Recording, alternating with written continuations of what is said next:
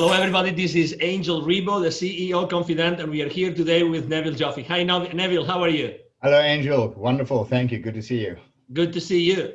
So for everybody that maybe doesn't remember, Neville Joffe has been for the last almost 30 years, teaching financial literacy and financial principles so that the companies become aware of the financial implications of their business decisions.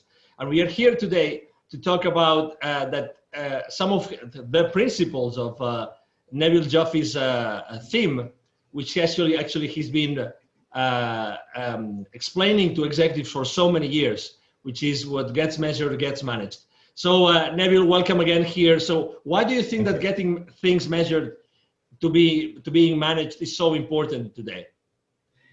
Angel, if you use a metaphor of a physician examining a patient who say, look, I'm not feeling well. I say, well, what do you mean you're not feeling well? I was not feeling well.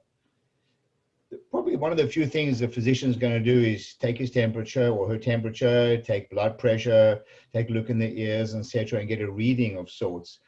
In the absence of measuring certain vital signs or metrics of the patient, this physician wouldn't even know which direction to take. So in a business, is no different. We need to measure to manage, because people tend to examine numbers in isolation, and it is so dangerous. People look at revenues going up. Like, so what? What about your costs and so on? So having the right kinds of measurements, and I say the right kind of measurements, not a lot of measurements, I mean the right kinds of measurements, is so important for business health and to influence operational behavior by people who drive the profits in the business. You touched upon a very important point, which is revenues are up and so what? But right now, the same way we can say, okay, revenues are down. So what? Does that mean that the profitability of the company has been compromised? No, far from it. Sometimes to the contrary. Many years ago, I bought an equity position in a vertical manufacturing company that's fully integrated. That is, for those who are not familiar with the term, and we employed about 400 unionized employees. So it was a very nice sized business. The problem was that a lot of the employees were engaged in manufacturing product that was high on the revenue line on the P&L, but was sucking up resources in the company. And it wasn't the kinds of products that were the core skill of this organization. Long story short, we did some process mapping, and we went back and did some testing of utilization resources, and we cut out this particular line of business, which reduced our revenues by almost a third. But associated with that, we got rid of a lot of the associated costs. Well, guess what? Started making money. So sometimes it's important to evaluate the cost of driving certain revenues. Everyone should be aware of this, and be cognizant of the relationship between cost and sales. And everybody in the organization should know how to measure this. Does that mean that, for instance, today, and I would say most of the companies in the world are really with the revenues down compared to last year? Does that mean that if they actually took the necessary measures, they could actually still have profits and free cash flow? Yes, and I don't want this to sound like a glib statement, because this is not necessarily true for all companies. Under the circumstances in which we find ourselves now, with COVID, there are a lot of challenges with a lot of companies. But I believe there are opportunities in certain companies that have been carrying a lot of fat, if you will, a lot of unnecessary expenses. And now's the time for people to start evaluating very carefully what their core skills are, their operating costs.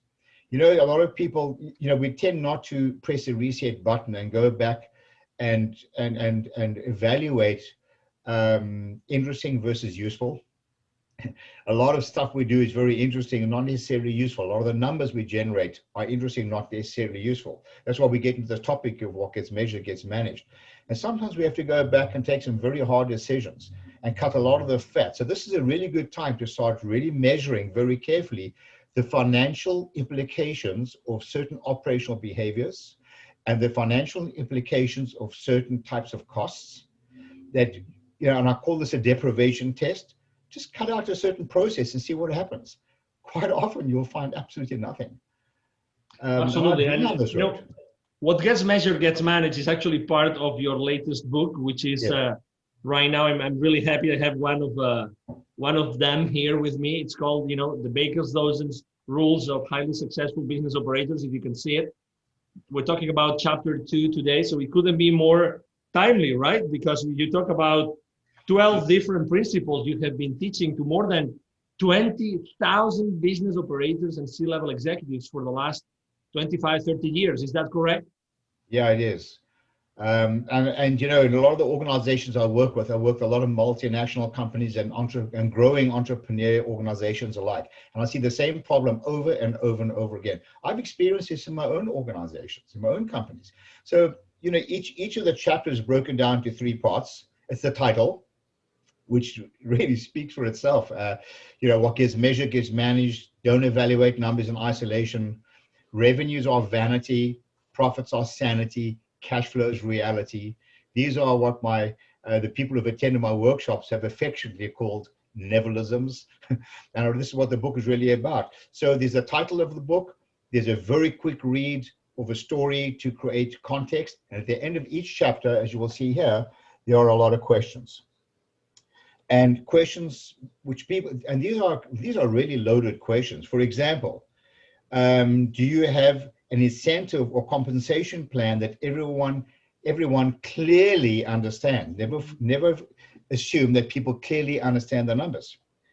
Are there elements of the plan controllable by all those people in the organization? People are measuring to manage, but it's very frustrating when a person's incentive plan is based on certain numbers that are used to measure performance, but they have no control over the numbers.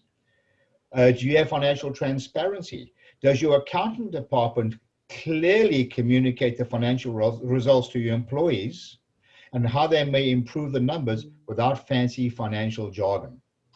I can tell you, Angel, that I've been teaching this, as you said, for decades, and I've tested literally thousands of people, and I find the consistent results across the board, from grassroots, blue-collar workers to corporate executives, non-financial executives, that is. And I found that consistently people are less than 40% financially literate. Can you imagine expecting people to make financial decisions based on numbers when they don't understand the financial implications? One of the themes or the framework of what I'm trying to communicate to corporate executives is that shareholders invest in a business for one reason and one reason only: to drive sustainable profits and cash flow, right? Sustainable profits and cash flow. But to do that, you need to get your employees engaged. You need to educate them, and only then can you hold them accountable. Exactly. Bang on. So I would like to suggest that, as you read this book, and everybody, we're gonna make sure that people have. I mean, this is a copy which was like printed. The book is still not available for purchasing. We have only. I mean, this has been a book that has been actually made thanks to the contribution of a lot of different executives. Is that correct? Oh, absolutely. We've had several hundred executives from various companies who have been kind enough to contribute to the book, and we've had some really engaging conversations about some of its content. Exactly. So we would definitely like to have more questions from the people that is watching this interview today to actually contribute to the book if they want to do it. So we will be more than glad to do it. Is that correct, Neville? Yes, absolutely. And if anybody wants to see some extracts of chapters or some of the questions, please email me at Neville, that's Neville, at bizwisdom.com. That's bizwisdom.com, Neville at bizwisdom.com. I'd be happy to send you a soft copy of some of the questions and or even of the chapters and get your input. Excellent. Well, thank you very much, Neville, for being here with us today, and to everybody watching this interview. So thank you very much. I'm sure that you have enjoyed this conversation as much as we have, and you have a wonderful day. See you soon. Bye-bye. Thank you. Bye-bye now.